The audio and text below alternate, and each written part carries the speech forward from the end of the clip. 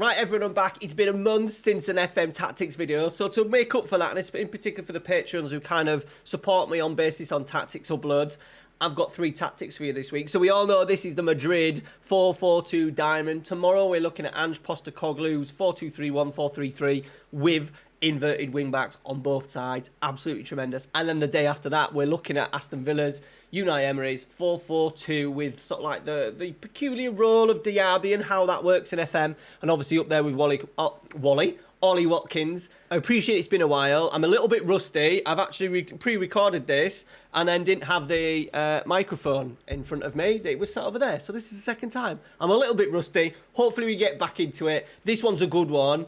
Real Madrid doing something a little bit unique. I haven't done many 4-4-2 diamonds myself. Definitely not in FM. I think it's the first one actually in FM23. All right, guys, let's get into it. As I said, Patreons, thank you for your support. Link down in the description. You can now download this and the other 2 tactics ahead of the game. So when this video goes live, Unai Emery's and Ange Postecoglou tactics will be already sat there waiting for you. If you do want to support the channel and get free tactic downloads every single week, check out the link in the description. Everyone else, don't worry. I am going to go through the team instructions, player instructions, so you can make the tactic yourself for FM23. Remember, this is not one of these OP, ridiculous, false tactics. I have basically looked at the data, looked at a lot of highlights of the last 2 or 3 games, in particular the 2-0 win Real Madrid over Athletic Club at the weekend, and then trying to translate that into FM23 rather than just to make a basic 4-4-2 diamond that Real Madrid basically don't do. All right, let's dive into it. Let's go and see how Real Madrid have been setting up so far this season. Okay, so looking at the average positions to start with, they've got a dilemma, and he's gone with this, obviously the number of bodies they've got in central midfield as well, having this split striker, which I do like, and as you can see, Vinny Jr. and Rodrigo. I think Rodrigo is likely to score actually more goals because he just seems to be a little bit more of a sniffer, a little bit more of a poacher. I think a couple of goals he got against Liverpool, I think, in the Champions League, getting into those areas, or maybe Chelsea, or maybe even both, I can't remember. Working so far well as A2, as you can see from their heat map as well, really wide positions, so something that we're going to try and implement into FM23. Bellingham has been playing at the tip of the diamond, but as you can see from his heat map, not necessarily there all the time. We've got him coming short, popping it off, and then going in behind. With the split strikers as well, it really does work wonderfully well. I know I don't like OP tactics and stuff, but this is kind of something, I'm always looking at what I can use in my PvP competitions that I'm in a lot in. And I'm always wanting to change it and try something different. And this is exciting me. This one is exciting me. So there is Bellingham. We'll sort out a role with him. Probably looking at something roaming from position. Right hand side, Valverde. Let me know right now. Say the word. What does that scream out to you? I think that screams Carrilero. Really wide, but kind of deep positions. He's not getting really that high up the pitch. He's obviously the red is where he's most active, so he's looking like a Carrilero to me. Obviously, quite important as well in a diamond that you've got a couple of players that can shuffle into wide areas. The left-hand side's a little bit different with Camavinga. He's looking at probably working the half spaces a little bit, dropping in short here, but at the same time getting into these wide half spaces, so we may look at maybe a Mazzala for him. Tchouaméni at the base of the diamond. Doesn't look like he's contributing too much in the final third. Carvajal, the fullback, a little bit more higher. If you look at him there, a little bit more higher compared to Fran Garcia on the left-hand side. So a little bit of not an isometrical, but one kind of been a little bit more supportive rather than Carvajal, who's potentially going to be looking at maybe playing as a wing-back. That was the 2-0 win over Athletic Club. At the same time as well, I think their result against Juventus when they lost, and looking at a couple of other games, looking like definitely going with the diamond. I am kind of excited by the 2 players, the Vinny and the Rodrigo, kind of starting narrow, then working out, and then allowing some space for maybe a Camavinga to get into, or probably a Jude Bellingham.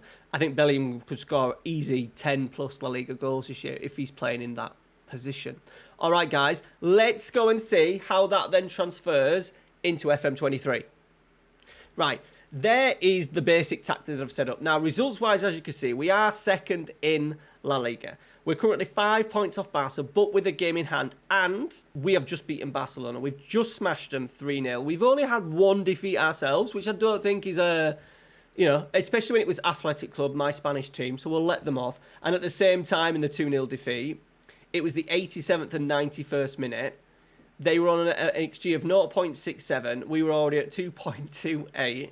We just couldn't score. And this may well be the problem with Real Madrid in this season, mainly because they haven't got that absolute goal scorer, that absolute predator. Now, we've had a couple of seasons, God, I told you I was a little bit rusty, a couple of games where we've run hot, in particular the first game of the season where we ran 7-0, but you can kind of imagine this happening without that absolute out-and-out goal scorer. Yes, they've got Joselu, but once again, he may be an answer over short term. Whether they can carry those three as just the attackers through the season, we'll have to see.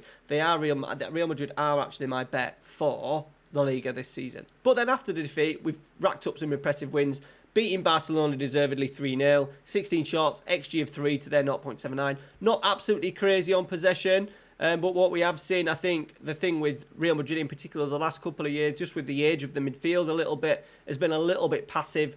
You know, Benzema, not a great presser. Obviously, Modric does okay. Toni Kroos as well in there. Not great in terms of off-the-ball stuff. So this freshen up of the midfield, and the midfield that I've been playing with, Valverde, Tchouaméni, Camavinga, Bellingham, excellent for them to go out and hunt the ball down and be a little bit more proactive off the ball. Right. That is the results. I said we're second. We've kind of breezed through the Champions League as well, which you'd expect. Into the tactic itself. So 4-4-2 diamond. Courtois, not amazing with his feet. For me, he's the best goalkeeper in the world. Massive injury problem for them now. He's been injured. I thought they were going to actually go David De Gea, but they've gone with Kepa. Let me know in the comments. Who would you have gone with, Kepa or De Gea? Let me know. So, sweeper keeper on defend for him, just really basic. Obviously, trying to build up a little bit from the back, but just being basic. Remember that Carvajal average position, so we've gone with a wing-back on support for him. Militao and Rudiger, I've just gone with central defenders on defend, because what I was getting with the ball-playing defence, they were just going a little bit too long, a little bit too much. You could probably change one of them into, or both of them in. I do love a ball-winning... A ball-playing defender with dribble more, but I don't really want them dribbling more because they're just going to dribble into this pack here, and we don't really want that, so that's why I've just put them on central defend. They'll just drop off and find an easy pass to these four. You know, Camavinga's obviously finding some good positions. Carrilero as well. You'll see Valverde picking up some really nice wider positions as well, so we don't need to be over-reliant on getting that ball forward as quickly as possible. And then full-back support, the Fran Garcia, but obviously Alaba's there, so I've been using Alaba in it. Fullback on support for him, just been a little bit more conservative, probably helping a little bit more in build-up. Into the midfield, the midfield four. I couldn't decide what I was going to do with Tchouaméni, and at times he has got a little bit too high for me, even as a deep line playmaker on defend. You do sometimes see him getting up here, so for me, you could change this. This could be an anchor.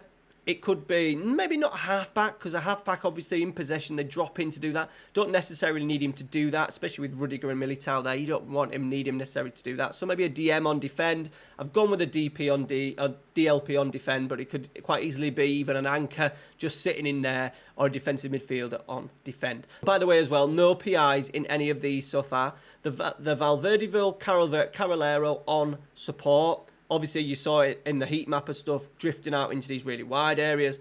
We've gone Mazzala for Camavinga, and it's looked quite well. He does get extraordinarily high, even though he has been on support. Once again, remember, he was getting in these areas here. He does still come in and get the ball, helps him build up, but then we're looking at getting round and just opening out the pitch a little bit more, getting into sort of like them wide 10 positions. Bellingham, attacking midfielder, on support, but I've got to get further forward because we want those forward runs and roam from position, because he doesn't just stay there. He's not an engaunch. He's not always going to be the tip of the diamond. I think his heat map, he was actually down here somewhere. So I've got him attacking midfield on support just with that roaming from position on. And then the front two, I've gone with two advanced forwards because they're not amazing pressers, but I want them to really stretch the play. I think with the condensed midfield, we want runners. We're not going to get much in terms of runners from the wide areas, especially on that right-hand side with Carval. He will do it. He does it to a certain extent, but he kind of holds his position in and around sort of like the attacking third. So we want Vinny, Rodrigo stretching the play. Advanced forwards on both of them, with the player instruction for both of them, stay wider, because we want them to split forwards. Naturally, Vinny and Rodrigo will go out to the left and right, and then that does leave that big hole for Bellingham to hopefully exploit, and we will see that in a minute. Right, moving on to the team mentality. Positive, we have got fairly wide attacking width. I've been changing this and adjusting this depending on who we've been playing and how we've been playing. In particular against teams playing with sort of like 5 at the back and low blocks, we've been putting this onto really wide just to try and open out the play as much as we possibly can. Pass into space because I just want us to counter-attack a little bit. Looks like they may counter-attack really well because Rodrigo and Vinny stay really high, really quick, really good acceleration. So they're going to be looking at exploiting any sort of like fullbacks that have maybe pushed forward into joining an attack. They'll be looking to exploit that and having them to split and run into channels potentially, I think. So that's why we've got that on. Slightly shorter, so they're not overly reliant on possession. Obviously, there's no Modric, there's no Toni Kroos. I think they're going to be looking at playing a little bit of a higher tempo than what they have done over the past few seasons. Slightly higher tempo for now. I'm not going to go crazy with that. Work into the box because unless we've got Joselu going in there, by the way, as well with the tactic, I have been running a number 2 tactic, exactly the same, just taking Rodrigo out and putting Joselu in as a target forward on support. So you can maybe take that up because obviously one thing Joselu is probably going to be good at is balls into the box. Be more expressive as well, you know. Ancelotti does like his players to take ownership and to move freely. There have been a lot of times where you've seen Bellingham come into the end of the diamond, Camavinga and Valverde all rotating in positions. Modric has done it a lot as well in pre-season when he's played at the tip of the diamond for parts, but we've had to put players certain somewhere. So what I thought I would do is get those players set in. I think the Bellingham role will suit him really good. There's really aggressive, direct runs in behind, and then be more expressive just to hopefully allow them to come out of their set shape that we've set up for them in the game. In transition, we've just gone for counter. I'm not gone for a counter press. I think they are going to be more aggressive in the press, but I didn't want to overdo it and just go for the bog standard counter press and counter. There will be a counter. You'll be mad if they're going to leave Rodrigo and Vinny up there so high and kind of cheat a little bit. You've got to counter attack, so that's why we've got them on. Distribute to fullbacks, and that is that for that one. Out of possession, high defensive line, high press, high defensive line, more often trigger press, and that's it. We've not gone crazy with that either. All right, that is a tactic. As I said, Patreon's linked down in the description, so make sure you go check it out. Support the channel. I think we're up to nearly 60 Patreons now, which is absolutely tremendous. Thank you very much for your support. Let's go and see how it now looks in the match engine. Right, so here we are. This is our first goal of the season. As you can see, Valverde. I think that's going to be Valverde coming in and collecting the ball. So good at recovering. And then it's quite basic. Look at Bellingham. He's dropped off in front of their midfield. We've got our 2 strikers there, quite wide of each other. And what I think that does, and we'll see it on numerous occasions, is obviously you're playing with 2 split strikers. They're both in these gaps here. They're sort of like the half spaces, but in between the fullback and the centre halves, causing problems. We get so many goals. I think if I'd have played this, the goal combinations between these two would be really high. And it's just basic. We're not asking them to overplay. We've just kind of left the shorter passing as it is. So we're going to play direct times, pass into space because we've got the pace. Look at the gap now.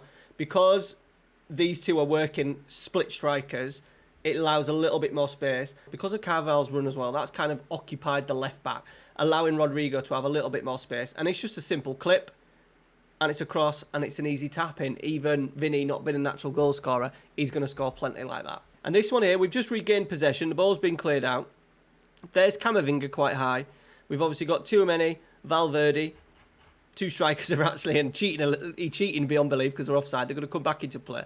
But as you can see, Camavinga, what a run. At first, when this went, I actually thought it was Bellingham a late run, but it isn't. It's Camavinga running from deep. Lovely touch. And then we've got bodies in the box. There's 3 in there. Vinny. And then there's both Rodrigo and Bellingham in there together. So box occupation as well, really good. I didn't think the Mazzala on support. I've always kind of thought if I want him to get into the area, I'm going to have to go attack. And that is definitely not the case with the Mazzala on support. I think because he's got no wide player, no inside forward cut him in, there's more space maybe for him potentially to drive into. That's maybe why the match engine's kind of allowed him to get maybe a little bit more forward than that I would have expected. And then here we go. Jude Bellingham. Once again, in that 10 position, he's actually come in here and actually recovered possession, and then we've managed to rebuild and got our sort of like a start from build-up. But then look, he's suddenly, if I just bring it back a touch, he's here, and as soon as Tchouaméni turns, look, he's off. He's now faced up. I think the 2 strikers are not as wide as maybe what you'd expect, but obviously they've been cheating a little bit. But the 2 centre-halves, and we get this a lot because I think there is a little bit of a lack of awareness with CDMs in FM where they don't chase a runner as well. And when you've got also 2 strikers up there that are occupying the 2 centre-halves, it allows so much potential for a number 10 to go into. And as you can see, he's off. He's clipped in. The finish is ridiculous. I apologise for that. But the movement and the move was there. And here we go. We're scoring off this. We're going to watch Bellingham again because he is the goal scorer and he breaks from deep again. So here we go. It's a win. We're going to win possession. Ball down. Rodrigo dropping off. But once again, already, I do like a two-man strike force. I do like it because it just occupies defenders and it gives you so many, I think, different outlets, especially when you've got players dropping in and leaving space. So now look at the space that Bellingham's got into. He's there. He's now, once again, as soon as Camavinga's got the ball that he's facing up play, Bellingham's on his bike. Lovely slip pass. Obviously, we've got the quality in the game in terms of the technical attributes of some of these players, but the movement, Rodrigo dropping off, coming, collecting, building up play, allowing a little bit of space for Bellingham to go into, working superbly well. Now, this isn't even a shadow striker. This is just attacking midfield on support with that player instruction of get further forward. And then once again, Bellingham the same. So he's looking. I think he's there as an option. Obviously, now at the moment he's been crowded out, but at times he does act as a little bit of a pivot higher up the pitch where balls will just come into, and he does sometimes play like an enganche where it just comes into his feet. But then once again, when the opportunity comes, he goes, look, boom. It's like a trigger. And because of the split strikers, there is still a lot of space in there. I think they're playing quite narrow, you see, Celta Vigo. So these deep runs are really important. Once again, the CDM doesn't chase. Little 1-2, he's in. He should have scored. I think, yeah, he hit the post. But you see the movement and stuff, really, really good. I am finding this split striker with someone like Bellingham going in absolutely tremendous. Now, one thing I have forgot to mention earlier on, the opposition instructions is absolutely key. What they've been tending to do is not press the centre halves as much and actually just trigger on the full-backs. So there you go. We've got trigger presses on the right back, the left back, the wing backs on right, wing backs on left, the DM tighter marking and the AMC tighter marking. But that's just a general preference that I always do. Just try and make sure that number 6 doesn't get too much time on the ball. But what we're doing is waiting for the centre halves to sort of like play it out, and then Vinny, Rodrigo will go, or a Camavinga will go, or even Valverde will go, Bellingham will go at times, and then we trigger and we shuffle across. And I have got a nice little actually video to show you right now of how that potentially will work. Okay, so we'll just watch. Here's the front two. Rodrigo is actually the goal scorer, so off we go. We're now closing in on the fullback, and look how much we're now condensing out the play. It's all been shuffled across. Well, obviously, we've got that central overload, which is moving across. Bellingham, Vinny's staying in a really nice position, just in case we win it and then slide in. But it is actually going to be Rodrigo that does the work. And you will get this a lot. Because we isolate Isco a little bit here, he's really trapped in terms of options. I did think Valverde was going to come in. I actually think, yeah, he heads back to his own goal. A bad pass. Rodrigo is in. And then he scores. But the trigger press is from that, allowing it to go out to the fullback first, and then everyone working across and shuttling and trying to shut it off and stopping that ball, then coming back across. Because that's the thing. If teams can work around a diamond by passing around it, with a diamond, you've got to, the options are go through it, over it, around it. Idea is with a diamond, you go around it, exploit those wide areas. So if you can hunt it and stop the ball coming back across by everyone shuffling, showing down the line, potentially you'll get wins like this, especially in FM when you get those sort of like hesitant defenders with their back to goal. You might get a lot more success like we did just then. All right, guys, that is it. I hope you've enjoyed it. I said it's a tactic that I'm enjoying playing with. Halfway through the season, Real Madrid, I ain't going to play anymore. I ain't going to do a simulation because all that's bollocks, and you know it is. All right, thanks for watching. Thanks for supporting the channel. Said no more tactics this week. Ange, Postecoglou, and Unai Emre. Lots for you. I'm back. This was tough. It's been a month without doing videos properly, and I didn't want to come on the seat tonight. I'll be totally honest with you.